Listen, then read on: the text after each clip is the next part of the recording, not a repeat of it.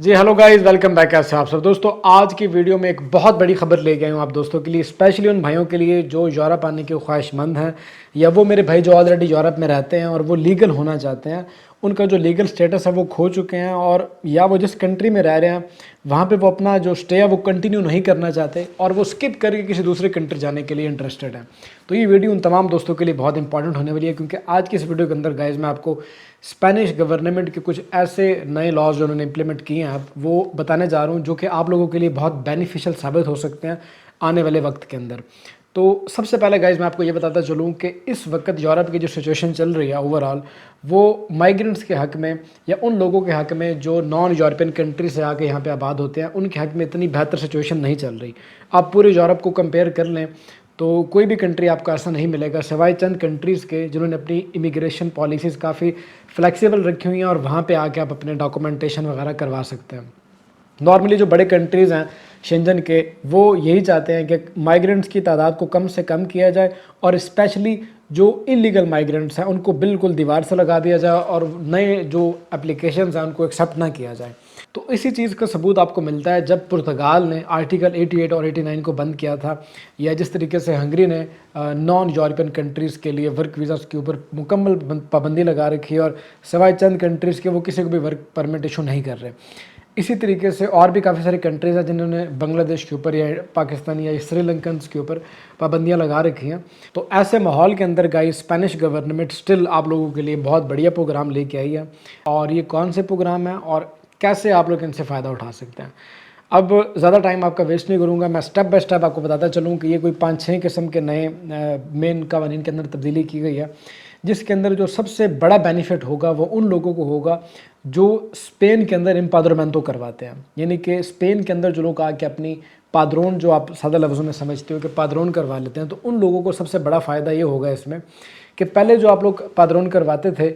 उसके ऊपर आपको 3 साल वेट करना पड़ता था, और 3 साल की रिहायशी शर्त जब आपकी कंप्लीट हो जाती थी तो उसके बाद आपको वहाँ पे एक वर्क कॉन्ट्रैक्ट चाहिए होता था, और वर्क कॉन्ट्रैक्ट लेने के बाद आप अपना पहला कार्ड अप्लाई कर सकते थे स्पेन के अंदर। तो ये टाइम अब कम कर दिया गया, 3 साल की बजाय अब आपको सिर्फ 2 साल का क़याम चाहिए होगा स्पेन के अंदर। 2 साल पूरा होने के बाद आप ये अप्लाई कर सकते हैं पहले कार्ड के लिए। और जो वर्क कॉन्ट्रैक्ट की शर्त थी पहले, उसके अंदर भी अब नरमी कर दी गई है। अब अगर आपको कोई फुल टाइम वर्क कॉन्ट्रैक्ट नहीं दे रहा तो आप पार्ट टाइम वर्क कॉन्ट्रैक्ट भी यूज़ कर सकते हैं, उसकी बेस पे भी आपको पहला कार्ड मिल जाएगा स्पेन का। तो गई जो सबसे पहला प्रोग्राम है वो सोशियल लिबरल अराइगो। दूसरे नंबर पर जो सोशो इन्फॉर्मेटिव अराइगो है वो उन लोगों के लिए है जो किसी वर्क कॉन्ट्रैक्ट का बंदोबस्त नहीं कर सकते, तो फिर उनको किसी प्रोफेशनल स्किल काम के अंदर उनको स्टडीज़ करनी होगी, और स्पेनिश लैंग्वेज उनको आनी चाहिए। मतलब बिल्कुल प्रोफेशन नहीं, एक लेवल तक उनको स्पेनिश लैंग्वेज का भी उनको इल्म होना चाहिए, और वो अपने प्रोफेशन के अकॉर्डिंग चीज़ के अंदर अगर स्टडी कर रहे हों तो वो लोग भी स्पेन के अंदर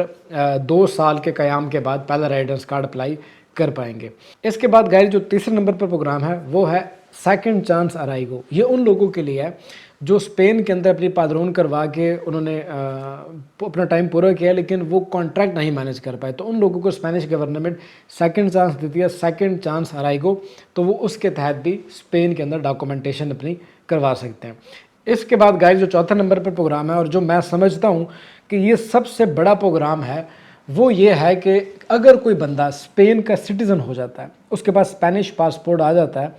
तो वो अपनी फैमिली को, यानी कि अपनी वाइफ को और अपने बच्चों को, वो पाकिस्तान से यहाँ पे इनवाइट कर सकता है। वो आके यहाँ पे उसके साथ रह सकते हैं, और उसके तमाम फैमिली मेम्बर्स को डायरेक्टली 5-5 साल के कार्ड मिलेंगे, और उस कार्ड की बेस पे वो लोग यहाँ पे जॉब भी कर पाएंगे। लेकिन ये चीज़ तो नॉर्मल है कि आप अगर किसी दूसरे यूरोपियन कंट्री में भी आपको सिटीजनशिप मिलती है तो आप अपने कंट्री से अपने बीवी बच्चों को बुला सकते हैं, लेकिन आप अपने बीवी बच्चों को सिर्फ तब तक ही बुला सकते हैं नॉर्मल यूरोपियन कंट्रीज़ के अंदर जब तक उनकी एज 18 साल से कम होती है। स्पेन के अंदर अगर आपके पास पासपोर्ट आ जाता है, स्पेनिश सिटीजनशिप आपको मिल जाती है, तो आप अपने 26 साल तक के बच्चों को भी इन्वाइट कर सकते हैं। जिन बच्चों की एज 18 से ऊपर है, यानी कि 26 साल तक के जो बच्चे हैं आपके,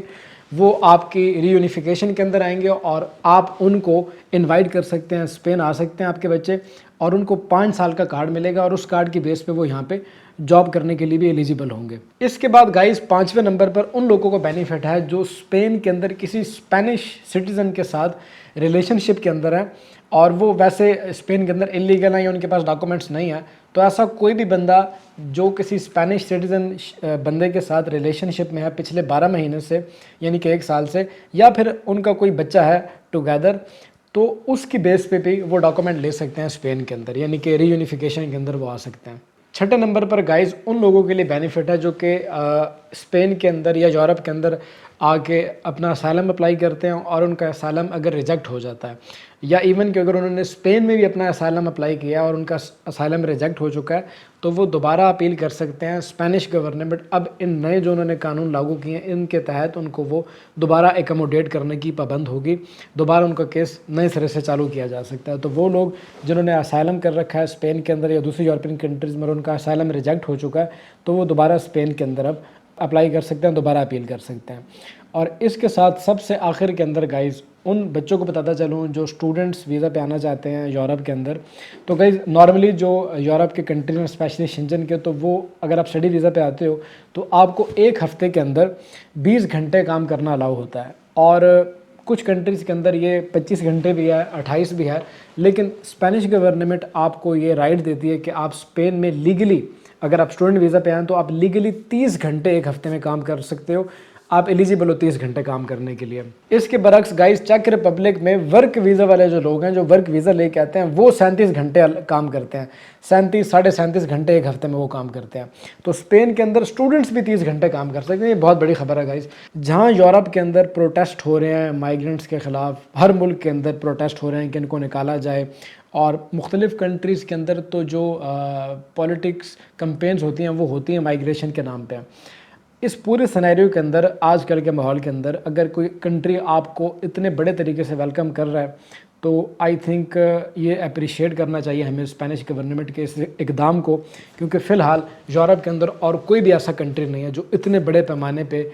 माइग्रेंट्स को वेलकम करे और स्पेशली इलीगल माइग्रेंट्स को वेलकम कर रहा हूँ। तो आई होप कि मेरी आज की इस वीडियो से आप लोगों को काफ़ी फ़ायदा हासिल होगा। अगर मेरी वीडियो अच्छी लगी हो और इन्फॉर्मेटिव लगी हो तो वीडियो को लाइक कीजिएगा। कोई भी सवाल हो आपका, कोई पूछना चाहते हो आप क्वेश्चन, तो आप इस दिए गए ईमेल एड्रेस के ऊपर वीडियो को कमेंट सेक्शन में टिकटॉक, इंस्टाग्राम या फेसबुक पे पूछ सकते हैं। और अगर आप हमारी कोई सर्विस लेना चाहते हैं तो उसके लिए आप इस दी गई ईमेल एड्रेस के ऊपर रब्ता कर सकते हैं। जैसे ही मेरे पास या मेरी टीम के पास टाइम होगा, एज सून एज पॉसिबल हम आपको रिस्पॉन्स करेंगे और आपकी हेल्प की जाएगी। इसी के साथ आप ज़िशान आसिम को दीजिएगा इजाज़त। मिलते हैं इसी तरह की किसी अगली वीडियो में, तब तक के लिए टेक केयर, अल्लाह हाफिज़।